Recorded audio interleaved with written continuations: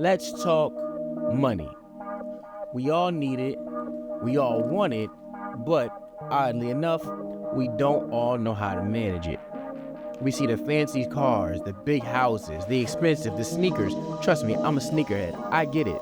And we spend money on things that are pleasurable, materialistic, but don't give us long-term wealth. Why? What is our obsession with that? We go to work, we buy a coffee, we buy a bagel. It's the little things that add up that when it comes time for us to invest in the things that'll progress our life or put us in the place that we want to be, we look around like we don't have money.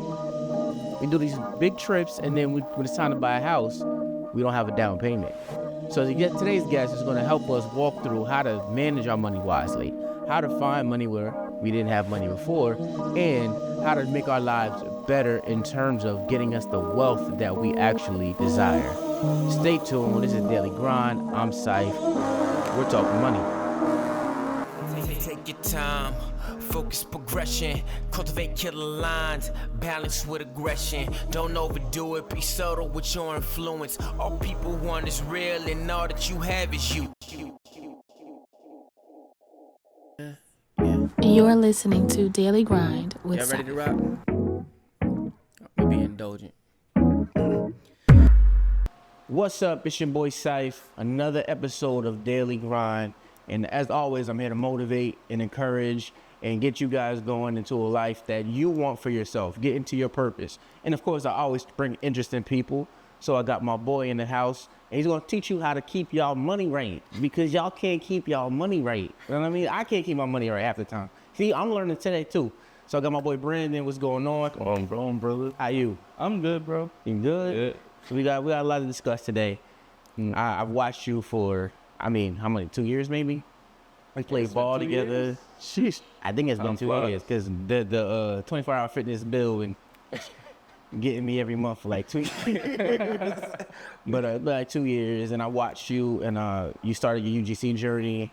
I've always seen you talk, I know what you're talking about when it comes to finances. And I always wanted to have this conversation with you. Even, I just text you, hey, yo, money man, what's going on?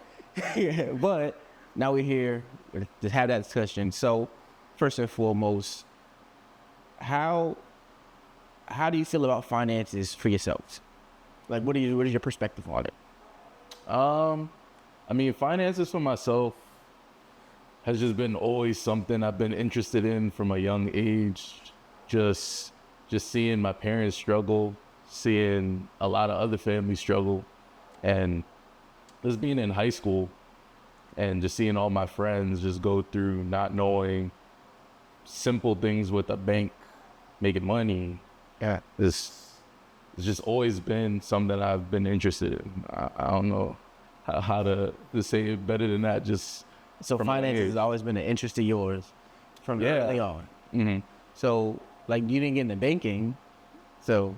banking is so boring. I wanted to figure out ways on how to make money, like legal money, because, But real money. yeah, you got the people that you go to school with. Everybody's a scammer nowadays, but wanted to figure out a way how to make legal money and show people how to make legal money and save money and do it the right way.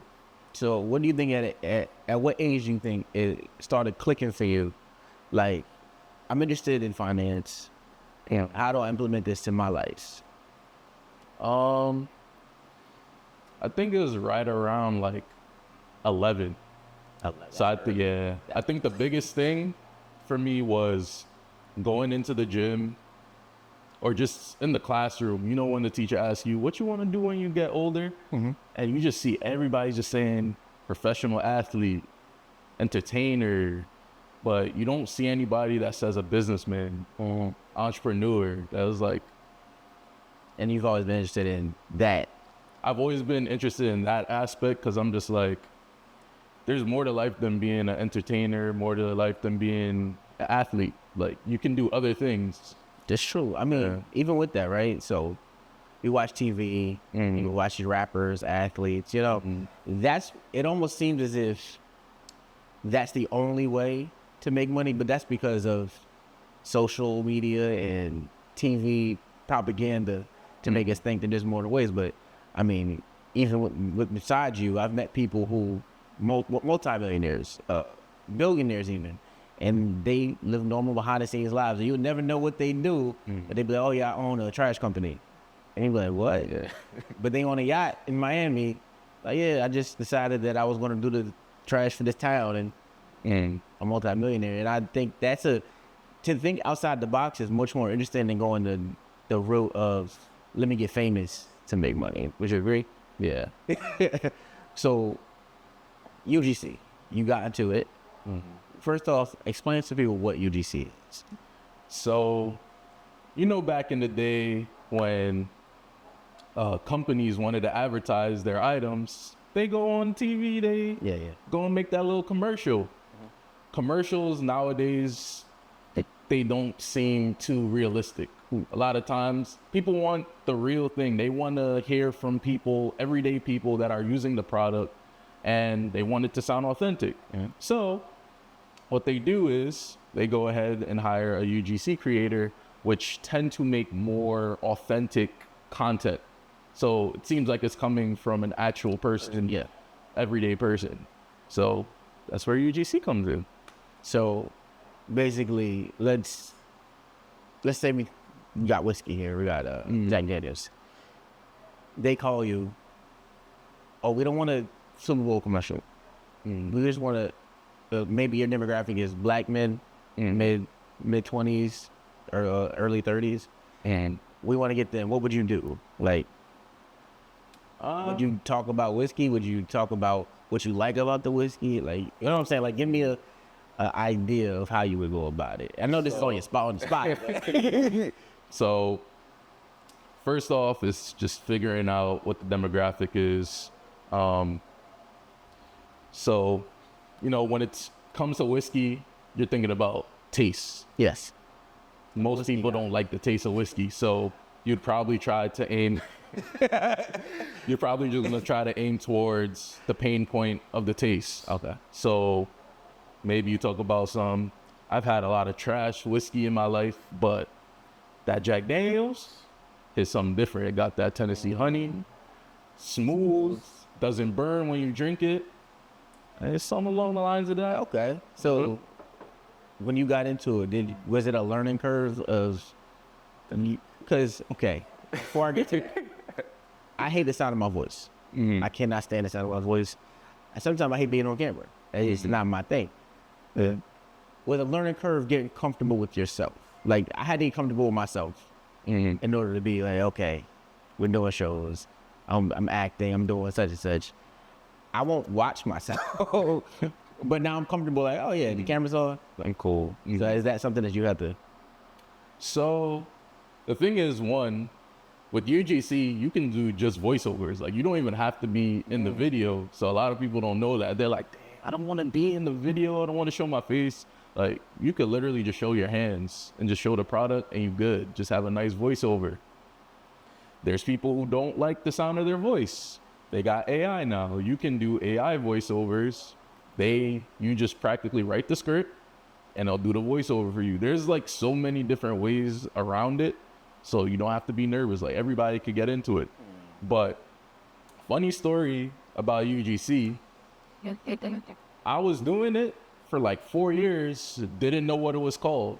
I was literally having people send me products and they were just asking me, yeah, can you just like read out this script for me with my product on camera? I'm like, yeah, I could do that.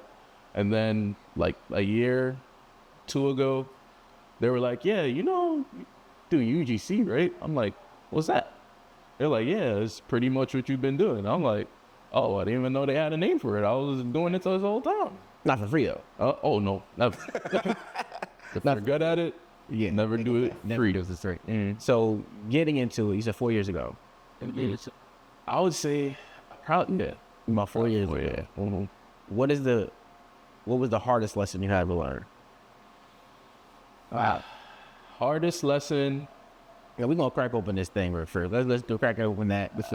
Isn't it a big side? Man, it's thirsty. I mean, I like whiskey. Again, it's an acquired taste. Yeah, y'all get there one day. We're gonna have an episode on that. Appreciate you. Yeah, no problem, bro. Salud. So, hardest lesson. I would say the hardest lesson is not to sell yourself short. I think early on in my journey, I kind of didn't really believe in my abilities that much. So I used to be like, man, I think I'm charging too much. Like at first I was charging like $50 for a video. And then mind you, like I work with platforms and they got to take out their fees too. So that 50 is really not 50. Like they taking their 25% out of it. So it's literally like maybe like 30. And it's like, mind you, a lot of these videos may take a long time to do. So it's like you spending 4 or 5 hours and you're getting paid like basically $5 an hour. Like that's nothing. So I literally just had to start believing in myself, believe in my abilities, and started raising them prices. How long did it take you to get to that point where you're like, you know what? I would say like year 2, year 3 is where I started to raise the prices, because I was also getting a lot of like higher quality clients were like messaging me like, hey, like your work is really good. Like you've been standing out. We see what you've been doing. Like we want to work with you. I'm like, so what? Okay. Where do these people find you? Like I can't imagine you walk in the streets and like, hey, I saw you on that joint. Actually, that does happen. That's happened a few times. Oh yeah? Yeah. Okay. But yeah, I work with a couple of different platforms, and then also like I post on social media as well. So companies reach out, but some of the platforms, Fiverr.com, Upwork, just to name a few, and then people reach out, they got inbounds, they send me emails, and I do the videos like that as well. Is this your main source of income, or is this? So no. So I got a couple of, okay. So let's get into that. What is the importance of diversifying? So you say you got a couple of things. UGC obviously takes time, but how do you split up your time to do these other things? And what would you think is worth it to do that? I would say the most important thing is time management. Yeah. So I do the UGC thing, do real estate, and then currently don't have my 9 to 5, but planning to maybe go back into that as well. So that's another source of income as well. And I also have like my marketing company as well. So it's like splitting into different sectors. You gotta be well versed in time management. You can't spend too much time on one thing. Yeah. Yeah. So you kind of pointed out the importance of diversifying income when you was like, I don't have my 9 to 5 right now, but I still have UGC. I still do my real estate thing, and that's what I'm like explaining the importance, because people don't realize that having an extra source of income don't mean spending it on a car. It don't mean it's disposable. It means it's actual security. So what is it? How is that? I mean, it's impacted you, because clearly I've never seen you without. I mean, that's not right. not to like put you on the spot, but just to say, I've always seen you as financially savvy, where you take care of your business. Even we talked about you doing the medical company thing, right? And you're not there no more. You didn't miss. There was no step miss. There was like, all right, next.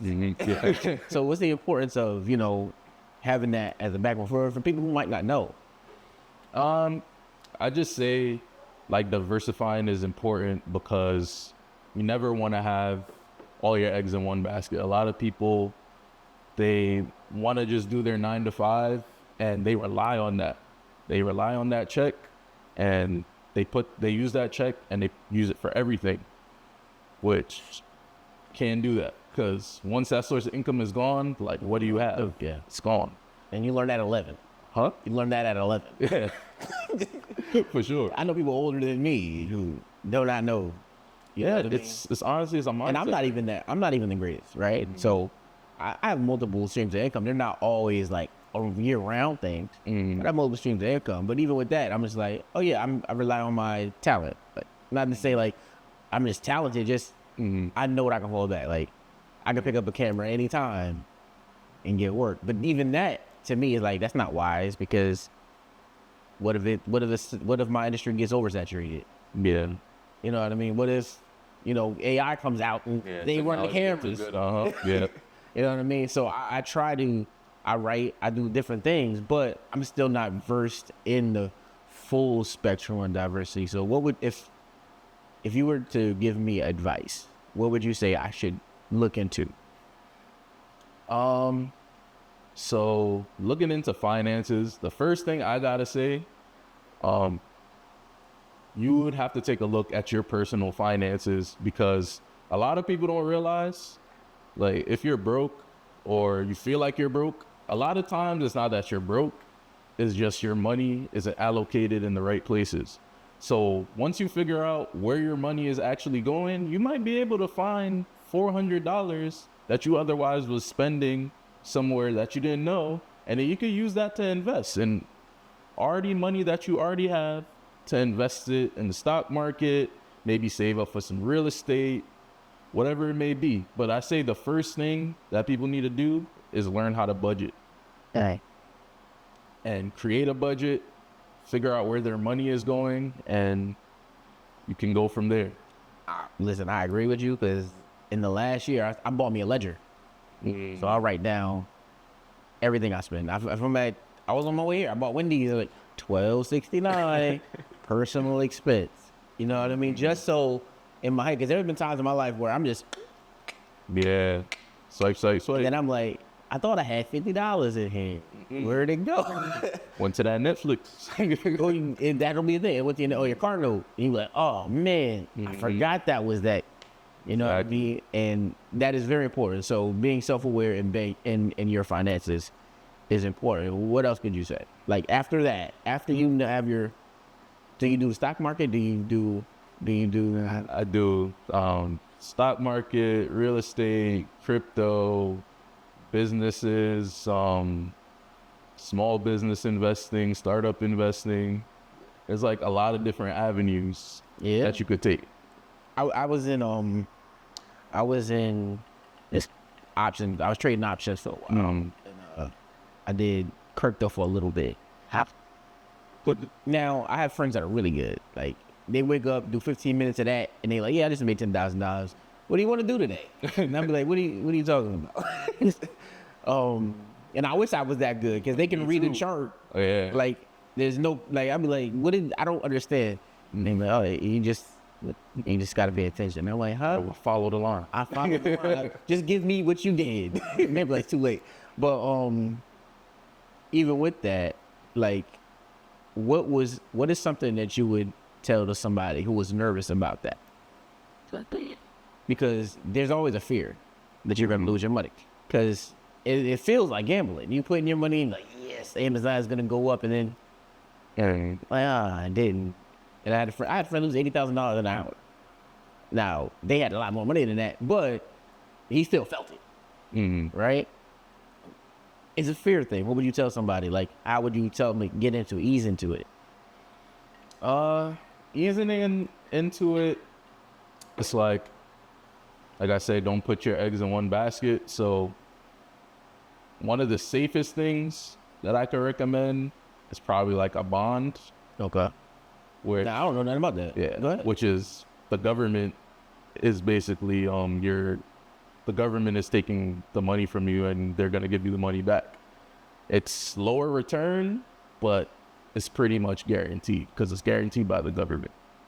If you wanna if you wanna go a little bit more than that, you could do a mutual fund, which is basically a basket of stocks. So you're not putting your money into one particular stock. You're putting your money into probably 100 stocks. Hey, and you take it out of your check, right? They can, if you set it up that way, direct deposit.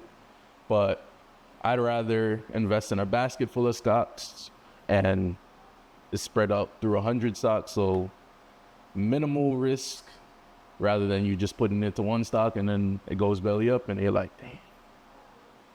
Yeah. I mean, like I said, losing $80,000 for me, I ain't know. I'd be like, all right, I give up. You're done. Take me out. Or you go the real estate route, do Section 8. Wait, do what? Section 8. So when you do Section 8, basically there's a lot of people. There's a lot of real estate around, yeah, but there's even more tenants. Yeah. And a lot of people need places to live. So the government basically Pays you. yeah, they'll pay you directly, but it's through a government program. So these tenants are going through the government program. The government pays between, I think it's about 75 to 85% of the rent, and then the tenant will pay the rest.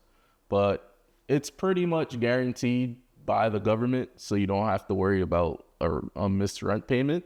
But that's real estate investment. You have to have a place for that. Yeah. Okay. You can't just ain't no walking into that. Accidentally get in the house. Like, oh yeah, I got a house. That don't work. How long you been doing real estate? Real estate, I started when I was like 24. So about 7 years. 7 years. Mm-hmm. What is the lesson that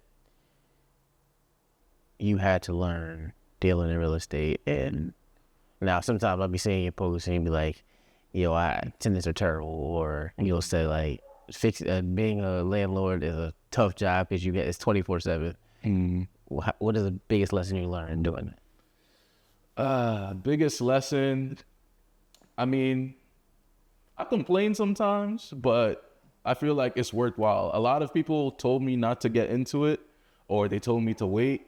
But I think the biggest lesson I learned was to not wait to buy real estate and wait. Because the appreciation on the houses has been amazing. I have good tenants for the most part. I mean, you're gonna have a day or two that is bad. It's inevitable. Like, things break down, things mess up. It's gonna happen. But for overall, there's no tough lessons you had to come like, oh man. Yeah, it's pretty much just a numbers game. You gotta make sure you do the background checks properly. I like to be thorough. A lot of people is like, I gotta get somebody into this place quickly so I can make the money. But I take my time. I do my due diligence. I make sure I get a good tenant in there. If you get a good tenant in there, they're not gonna leave as quickly. They'll pay consistently. And for the most part, they'll try to fix things on their own without trying to call you because they don't want to annoy you. That's my issue with my tenants. Sometimes I'm like, why didn't you call me? They're like, Mr. Brandon, I didn't want to call you. I was like, it's okay. I'm your landlord. I'm supposed to fix this for you. They'd be like, no, it's okay. Like, I got it. Yeah. I mean, that's nice. A problem that has. Nice. They dealing with their own. Do they ask you for advice? All the time. Because everybody... I mean, you're young. Like, not many people will have a young landlord, let's be honest. Most times they're like 60s, late 50s, early 60s, sometimes even older than that, and they do not want to show up because they're like, I'm tired. I don't feel like paying this wall again. So they obviously must ask you, like... They ask me all the time, like, how did you do it? Like, what steps did you take? Like, you're so young. And I'm honestly, it's kind of funny because when I first became a landlord, I'm like, dang, these older people, they may not pay me. They might feel away because they're like, damn, my landlord is like half my age. Like, I ain't paying him nothing. But you thought that he is? Yeah, I was thinking that. But for the most part, they respect me. And I haven't missed a really gonna do. Yeah. You gotta pay. Well, you gotta go. I'm confused. You never had to evict anybody? I've had to, but just for like a property that I was doing, like my grandma's property. That one of those is the one I took over when she passed away. So, like helping my dad get that one together. So I had to evict a lot of the tenants that I didn't personally bring in. So for any tenants that I personally brought in. For that, I'd be like, this young dude trying to kick me out of my house? Yeah. Yeah. But all right, that's pretty cool. Is there any like what is your view on? We're both black, clearly. What is your view on black people and finances, like currently? I think the view right now, I think everybody is just looking for a quick way to make money. And unfortunately, I mean, there is quick ways to make money. I'm not gonna lie, there is quick ways to make money, but you might end up worth it in a 6x6 cell. So I think the major view is, I think we lack mindset a lot of times. That's the biggest shift that I see people need to have, is mindset. We're in a 9-to-5 mindset a lot of times, and we're just in a I can't do it mindset. Let me do the bare minimum and get the biggest result. And life don't work like that. It don't. I think America, it kind of gave us that. I mean, from school, you sit in one direction. Church, you sit in one direction. Watch a person. Work, clock in at 9, leave at 5. Your responsibility is to come in and do that. You go to school 8 hours a day. You go to college 8 hours a day. You go to work 8 hours a day. It's hard to break habits that have been so embedded in us that, you know, when we look at it, like, I know people, and there's nothing against them, they just work their 9 to 5, and they're like, I'm good. I just want a good wife, a good 9 to 5.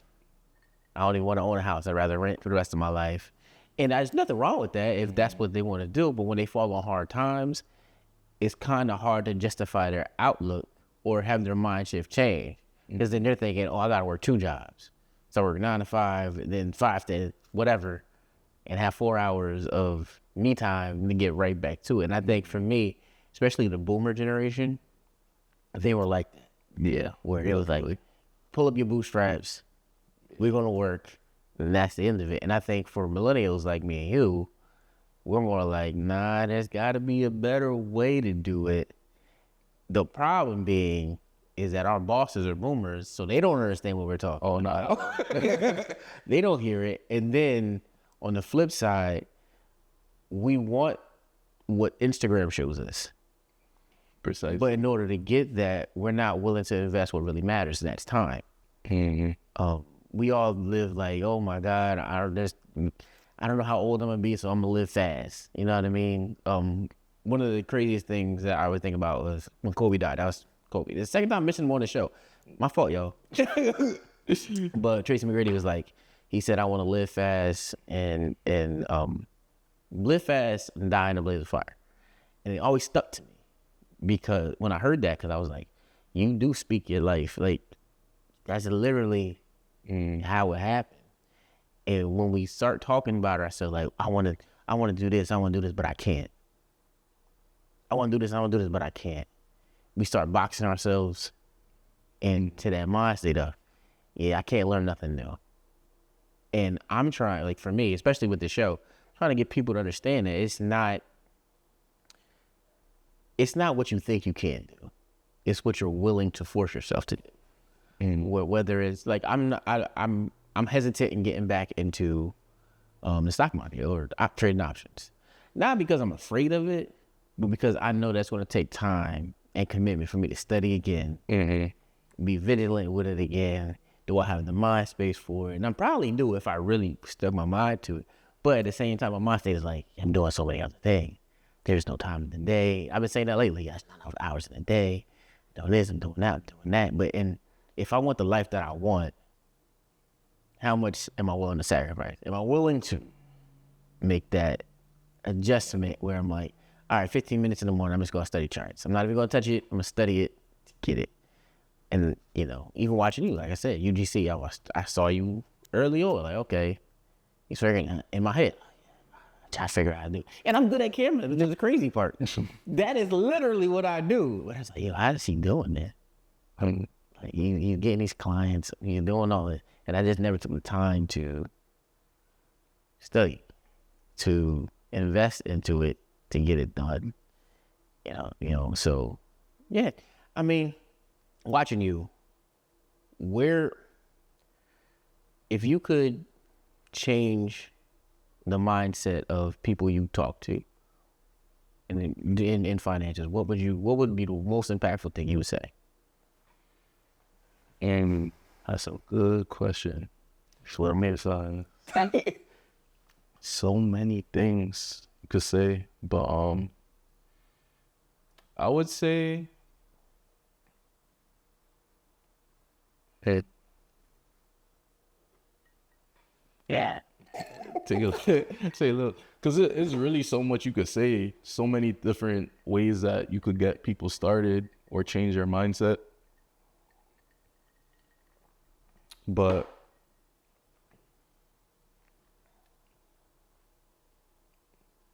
I would say the biggest thing is to be laser focused on one particular form, one particular income.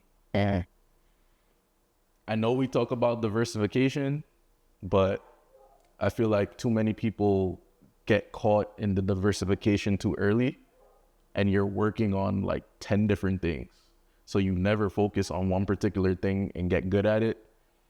Most of the millionaires and billionaires in the world, you see that they've diversified, they've made multiple companies, but they started off with that one major company that they may have sold eventually, or most of their money comes from that company and they use that money to diversify into the other sources.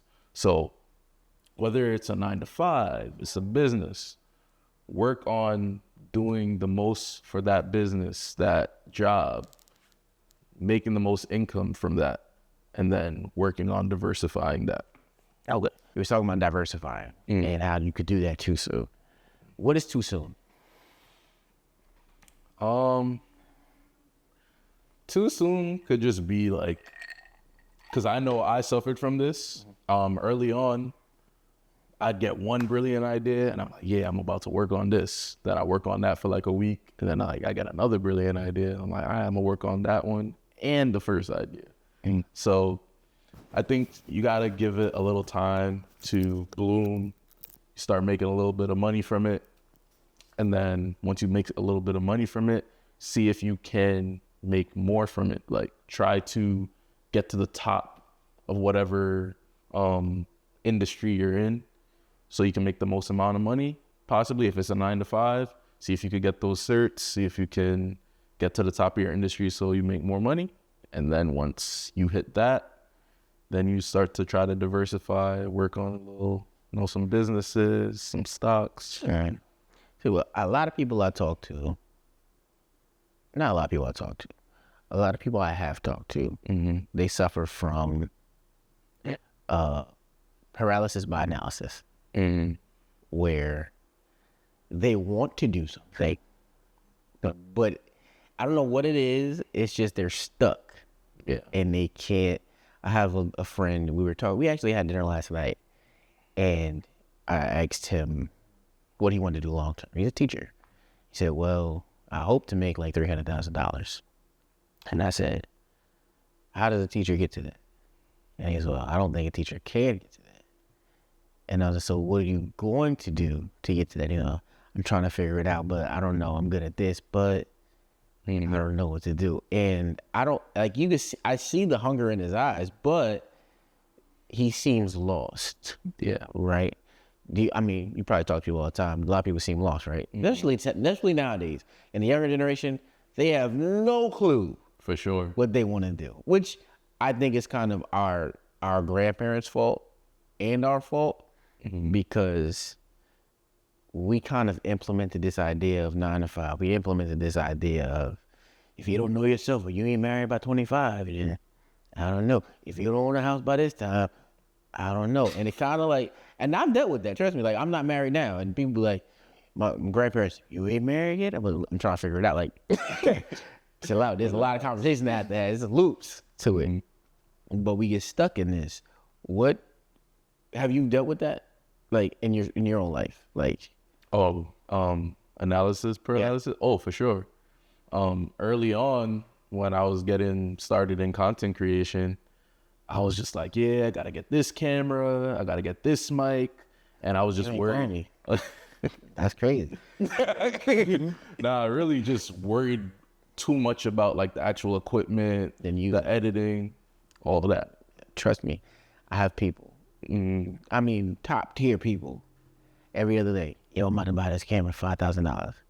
You ain't come out with a movie yet, though. I'm confused. Yeah, how'd you shoot that, bro? I got a cheap camera. I was just in the spot, and I said, hey, yo, I got this idea. It looks so clean. Yeah, use that iPhone, bro. Yo, I have iPhone shots on TV. Like, if you turn on your TV probably right now, there's a show with a shot that I did on my iPhone. I promise you this. Oh, how'd you do that? It's not even about the equipment. It's just being in the moment, doing what you can with what you got. And starting. So if you could do one thing over in your life, what would it be? One thing over. I would say I would start the content creation way earlier than I started. Yeah. And No, like sure. What age? I mean, you started at 24ish. I mean, I started like I was like all over the place because I was trying to figure out what sticks. But I would say I really got into it around 18, 19. So I would have probably started at 14, 15-ish. Not been scared to get on camera, not too focused on how much the camera is, just try to get content out there. A lot of people just scared to be on camera. And this is something which is I kind of found my solution, and maybe this will help somebody. I don't focus on likes. I don't focus on views. I focus on any of that. I just focus on content. I just make. And I have a friend, like he's one of my partners, and I tell him, you handle all the likes, you handle the comments, you do that. I don't ever want to see that. And he goes, why? Because I'm gonna get so caught up in the numbers that I'm never gonna do anything. Like, oh, this didn't work. This interview was terrible. And I don't. If that'll stop me, you know what I mean. That is analysis by paralysis to me, because I'm like, yo, that shot didn't come out as clear as I wanted it to. We got to do it again. But it's raining outside. We got to figure out a day, and it never happened. And getting past that with myself has been a journey. So I gotta understand, like, getting past it in any regard to life is probably something. Are you in a relationship? Yep. How do you talk finances in that? That was a sigh. That was a crazy sigh. I mean, it's being so into finances, sometimes you don't want to be too overbearing, because, you know, like, you look at your finances a certain way, and you know people are gonna feel a way if you like, hey, it's probably not good. Like, they like, Shouldn't do that. yeah, they feel a way. But, you know, I think I do a good job of trying to help from afar. So I'm like, hey, maybe don't do this, could do this. I think he appreciates that. Okay. Yeah. So it's not a huge discussion. I mean, when it comes to marriage, it'll be. Oh, for sure. It'll definitely be a bigger discussion. Sure. But for right now, you know, Is it a navigation for you? Is it a navigational thing? not really, because she's very open to criticism, or she'll ask me for advice on certain things. So I'm always willing to help. I also like to only help when they ask for help. I don't like to, like, hey, do this, because people is too much. Yeah. Hey, have you ever been in a situation where people like, yo, chill out? Oh, all the time. Sometimes you just gotta let people fail, and you like, I mean, I did tell you that, but Is it with parents? I know it got to be with parents. Like, I know sometimes my parents will be like, come on. Like, oh, parents definitely, because, you know, they feel like they've been on the earth way longer than you, so the way they did things is way better than how you did it. But it's like, just because you're old don't mean you're wise. All right, $10 million. I'll give it to you right now. What's your first investment? 10 mil. All right. Am I only able to invest it in one thing, or No, you can do whatever you want with it. So 5 mil That's going directly into a portfolio, a dividend portfolio. So that 5 mil invested, not touching it ever again, only taking the dividend money that you get every year. Other 5 mil, I'll probably do another 2 mil in crypto, probably get some Bitcoin, some other crypto, and might use other 3 mil, get some commercial real estate. And it's full investment. You gotta spread it through all of those things. Yep. And how much do you think that'll return you? Commercial real estate, that's like probably for sure money, because it's probably gonna be like 100, 200 unit building. Mm. So the rents coming in, beautiful. That dividend portfolio, if I put 5 million in, I could expect to maybe get, if you get like 10% of that, you might get like a dividend portfolio, like 350K a year from your dividends. So, and you don't gotta even touch it. Like that's just woo. yeah, It's passive. Yeah, it's passive after that. And yeah, the crypto might be hit or miss, but Bitcoin, I feel like it's gonna go up. It's gonna go up. Yeah. Okay. What is the importance of passive income? Importance of passive income. Matter of fact, what are some forms of passive income? Passive income. Your dividends, you already said. Mm-hmm. Go ahead. So, real estate, it's kind of passive. I say it's active passive because you still got to do some things from day to day to make it passive.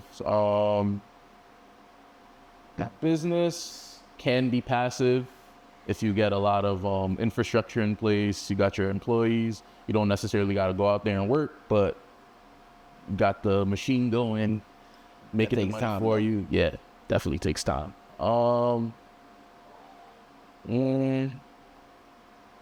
That's a few stocks. Yeah, dividend portfolio, real estate. Those are my bread and butter. So, What, dividends and the real estate? yeah. So, what do you got? I mean, I don't want to get in your business. So, like, if I was to invest in dividend, what is something I should look at? Like, in terms of a company to get dividends from? I mean, you can do it in anything. You can do it with the Cash App now. I'm serious. Like, it's not even a joke. You can go on Cash App, do it, and get dividends. Just want to make sure it has good yield. When you're looking at percentages, you just want to make sure it has a good yield. Make sure it's in a good sector. So sectors that tend to do well, and just gotta go based off news. That's how I invest in my stocks. Yeah. Okay. I tend to go off of news. Is it a daily thing for you? Oh yeah, that's usually my philosophy when it comes to investing in companies, businesses. Look at the news, see where the world is going, see what the next thing. So what's next? What's new? It's all about that AI. Yeah. Taking over AI, computer chips, just automation. Anything automated, that's where the world is going. And that's what you invest in? For sure. So when you go in your daily, is it like on your phone? Oh yeah. And you just trade from there? Which app do you use? Robinhood? I'm on Robinhood. I'm on M1. Acorns is a good one. Acorns invest your spare change. I know that. So, what else? Got that Charles Schwab. Schwab. I got a lot of different apps. Okay. Advice. What would you say to motivate people? Now, I think you go to church. Yeah, I do. You go to church, right? Mm. So, bringing it to church, what is a verse that helps you through your dealings? You know what I mean? Like, you have a favorite verse? Yeah. Favorite verse.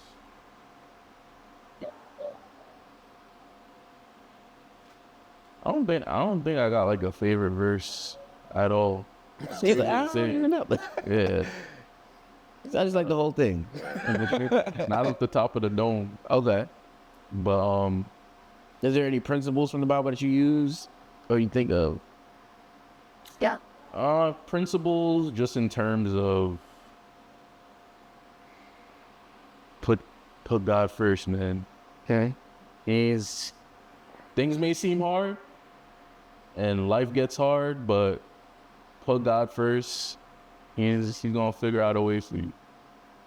And that's something that you had to come to? Oh, for sure. Like early on, that's when like my mom passed away and things was hard at home. I was like feeling a little hopeless. I was just like, man, Would you always go to church or? Oh, yeah, I've always went to church, but no, there was a time where it was like, it kind of slowed down, but no. We all have it. Yeah. Yeah, back. We all have those moments. Yeah. Okay. But, yeah.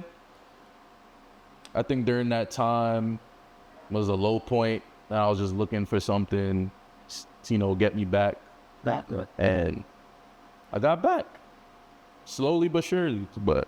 So you good now? Oh, for sure. Okay. Okay. So what would some encouragement be for people who may be lost in their life and, in finances? What would you say? Yeah. You got to take it step by step. Yeah, it's not going to happen overnight. Once you get the mindset aspect down and you figure out the different principles to get to where you want to be, you'll get there, but you got to take that first step. A lot of people don't take that first step. They just want to skip from step 1 to step 20 and don't do no work. Got to start at step 1, slowly make your way. It takes time, but you'll get there. Cool. That's almost like, I said this on another episode too, so it's my mantra. 1% better every day. For sure. That's all I want. 1% better than I was yesterday, 1% better than I was yesterday. And it's not even for anybody else. It's for me. You know what I mean? Like you said, God is, if God is at the center of it, what are we doing? But I'm not living to, there's no offense to anybody. I'm not here living to impress you. You know what I mean? That's not my goal. Now, if you do get inspired, hey, man, glory to God. But at the same token, I can't live to impress people. So, it is what it is. But again, thank you. Is there anything that you want people to know? Any projects you want to talk about? Anything you want to promote? So if you want to learn more about finances, you can follow me at I'm Brandon Young. TikTok, I think it's Finance Broski. That's Finance Broski. And yeah, just in terms of projects I'm working on, just looking to do more like high level UGC. So worked with a couple big brands. I actually did a video with the US Olympics. I saw. Yeah, that was pretty cool. Yeah. I thought you was out there. I was like, "Are you in Paris right now?" I'm playing around. But yeah, and then just looking to get another piece of property, man. I think it's about that time. Okay. Mm-hmm. I listen. If you need an investor, holla at me. I got like $10. Nah, thank you for having me. I appreciate it, bro. Thank you for talking. And as always, this is Daily Grind. I am Saif. We're here to motivate and encourage. Hopefully, y'all got some encouragement for this. One day at a time. Put God first. And just make sure your finances is good. That's all. Just pay attention. The attention to detail is all it takes. As always, love y'all. Peace. You've just been listening to Daily Grind with Saif. We hope you stay encouraged and motivated. Now get on your grind. Thanks for listening. Please like, subscribe, and share. It really helps us out.